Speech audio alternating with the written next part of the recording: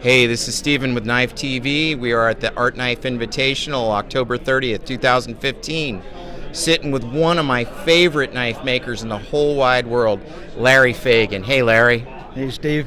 How you doing? Oh, I'm doing great. Great. Yeah. So, Larry has been a friend of mine for years. Got a chance to go with my wife, Karen, out to see him and his wife, Linda, at their home in Prescott, Arizona last year. Great visit, learned a lot. Larry, you do a lot with a small amount of space. How'd you figure that out? Well, I've always worked with just limited tools my entire life, and it's just something I felt comfortable with, and always felt that if I couldn't just do it with my hands and a few simple tools, then I wasn't interested in doing it. It was just a philosophy that I came up with that worked for me, and I enjoy creating things, all types of things, with just limited tools and my imagination and my hands. So you have a piece actually in the permanent collection of the Smithsonian Institute, and you had a piece that was similar here called Goblin Folders. How did those things come to be? And they are a carved kind of horn with Damascus blades that you work with, and you're an ABS mastersmith. So how did those come to be?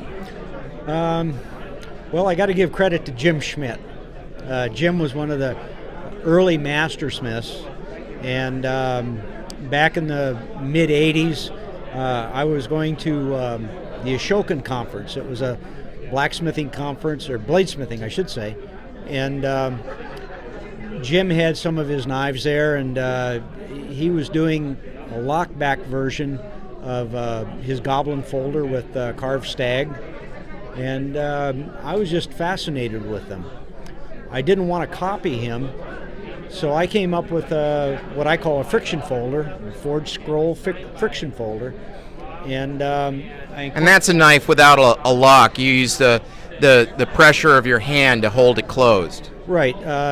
The design goes back to around the 1st century with Romans and Vikings and a lot of other cultures that used folding knives that use the principle of friction between the handle and the blade to keep them open or closed. And so I took that basic primitive concept and kind of blended it with Jim's idea of carving the stag handles with goblin faces, and I just kind of ran with the whole thing. And I didn't want to do anything that was exactly like Jim, so I just started to create all these creatures, heroic figures. It just let my imagination run wild with them, and they've just been a lot of fun. And they all have their own unique personality. And you name each piece? Most of the ones I've named, and they've got all kinds of crazy names, and it's kind of fun. I'll be sitting out there and I'll come up with a name, and then when my wife gets home from work, I'll say, "Hey, what do you think about this name?" And she thinks, "I don't think so." And so then we sit down and we start to do a little bit more research, and then we just find names that seem appropriate for the piece. Never know exactly where it's going to go. One of my favorite pieces was called Voodoo. Had Damascus snakes crawling through his body that resembled an old log. And I've had Max.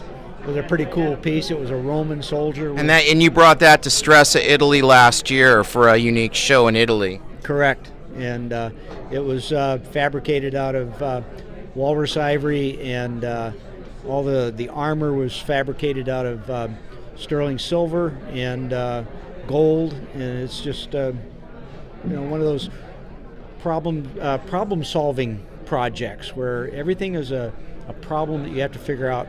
How are you going to make it? Is it going to fit? Is it going to work when it's all done?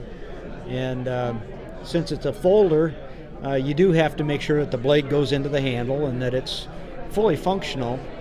Even my art knives, no matter what they are, I still want them to be a real knife. I want the blade to cut. It should have...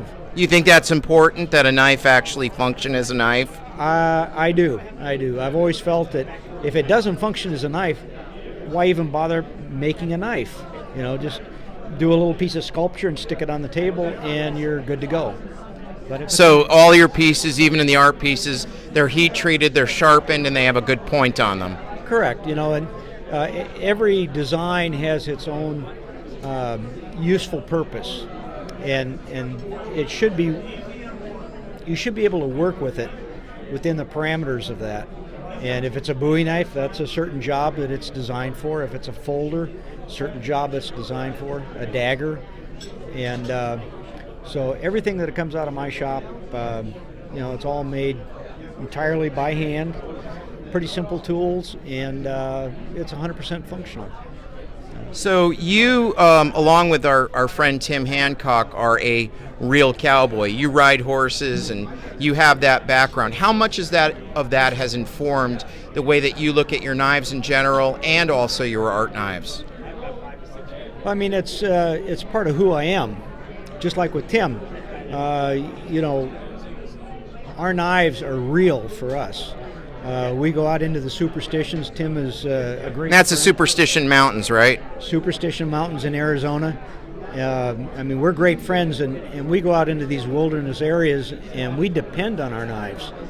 It may be the only thing that saves our life, and so it's that philosophy of a real tool that we bring over into all of the knives that we make, not just a select few, but all of them, and. I think that's important. You know, no matter how fancy the knife may be, how elaborate the artwork or the materials that we use might be, it has to be a real knife.